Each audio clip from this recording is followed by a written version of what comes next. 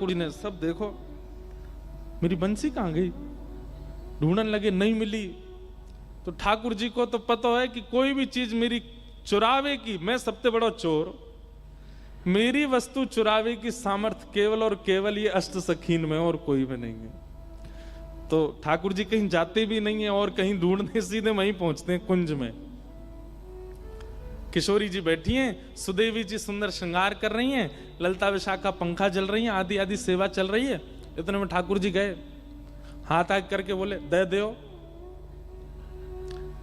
नाम नहीं बोला सामग्री का, केवल हाथ आग कह रहे दे दो। इतने में सुदेवी बोली हम पे ना आए।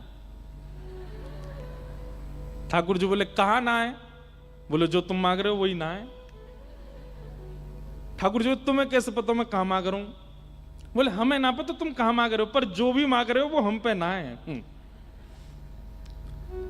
श्यामाजू देखो, आप सब लीला करो, सेवा करो, सब आनंद, मेरी वंशी मत ले करो, या मुंह को दे दो, मुंह पता है आपके पास धरी है। इतने में किशोरी जी ने वंशी निकारी। सुदेवी जी बोली शी जी आप पे भी मान करनो ना आवे, आप पे भी नेक नेक देर खिलानो ना आवे, नेक में कछु सामग्री लाओ, नेक में दे दें, प्रस्तुत कर दें। नेक भी इन्हें डरा के तो रखा करो, नेक नहीं तो सिर पर चढ़ जाएंगे जी हमारे। वंशी लाके मैंने दी, एक आध दो दिन वह धरी रखती, नेक में निकाल के दे दी। ऐसी हमारी भोली सी किशोरी जी। सुदेवी जी बोली हे श्याम सुंदर, वंशी हमारी श्यामाजू के पास है, और हमारी श्यामाजू जा पे एक बार हाथ धर दें वो फिर इन्हीं की है जाए। अब जी इन्हीं की है, अब या वंशी को नाद आज तक तुमने कियो, अब तक किशोरी जी करेंगी। ठाकुर जी मुस्कुरा के बोले जे इन पे बजेगी ना, ये बजा ही ना पाएंगे। इतने में सब सखी आई और आंख निकाल करके ठाकुर जी को देखने लगी। हमारी किशोरी जी कोई चीज में निपुण नहीं है, ऐसा है ही ना सके। ये गायन करें तो सरस्वती कान लगा के सुने, ये वीणा बजावे तो वीणाधारी बड़े बड़े गंधर्वजन सामने नतमस्तक है जाएं। अरे गानो बजानो तो बहुत दूर की बात है, हमारी श्री जी जब चले ना, उनके पामन में बंधे हुए नूपुरन के स्वर पे राग रागनी नृत्य करें, और तुम कह रहे हो हमारी श्री जी नेक्सी सी बंसी ना बजा पाएंगी।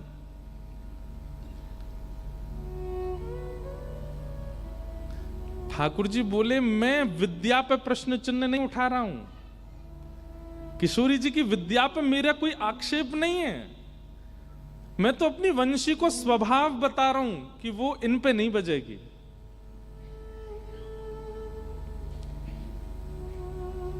सुदेवी जी बोली श्यामाजू आप दिखाए दो इन्हें, नेक बजाए दो, वंशी बजाए दो नेक। रुको तुम अभी अभी बजा। ठाकुर जी खड़े गए बजाओ, मैं भी देख रहा हूं बजाओ। आज अगर ये बज जाए तो मैं भी नंद को लाला नहीं।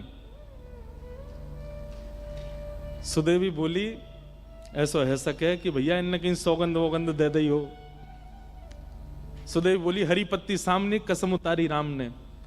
हरिवंशी तो पे जितनी कसम चढ़ी है सब उतर गई, आज तो को बजनो ही है, आज किशोरी जी बजाएंगी। ठाकुर जी खड़े बोले मैं हूं देखूं।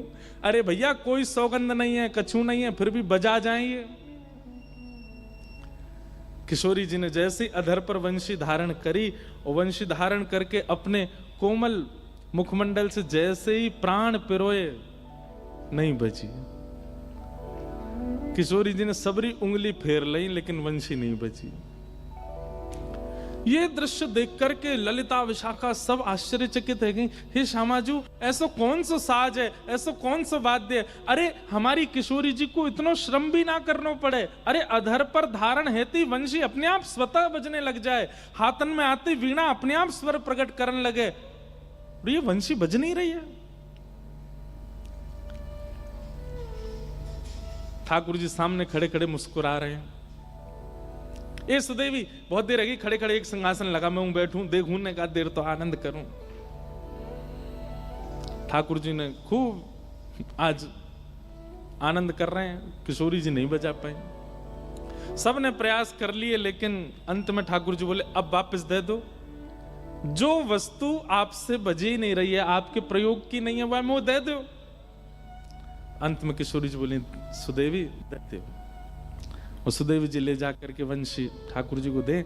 जैसे ठाकुर जी ने अधर पर धारण करी और कोमल उंगलियों से छिद्रों को आच्छादित किया, बजूठी वंशी।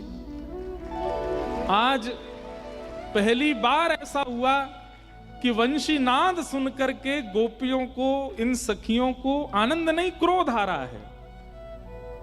और ललिता विशाखा बोली, पकड़ लो, छीन लो या बांसुरी को और ले करके अपने पामंत तोड़ दो, चूर चूर कर दो, जमुना जी में बहा दो। अरे अरे बैरणी, अरे तू भी कृष्ण की तरह छली कपटी है गई है, किशोरी जी की सेवा में आई तो बज नहीं रही और वहां जाके बजन लगी।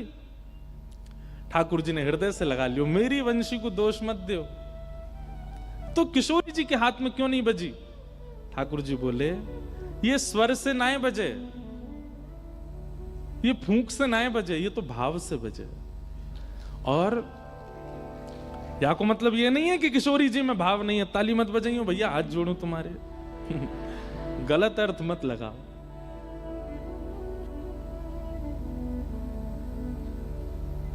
ठाकुर जी बोले, मेरी वंशी जो है ना वो अनन्य भक्त है। कौन है?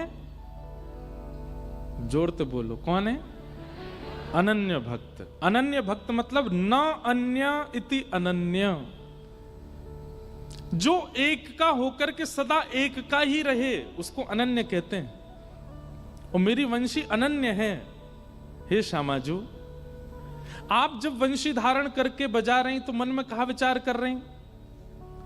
बोले मैं तो आपको विचार कर रही। बोले वही तो बात है। और मेरी वंशी मेरी सेविका नहीं, वो तो आपकी आराधना करे, वो तो आपकी सेविका है।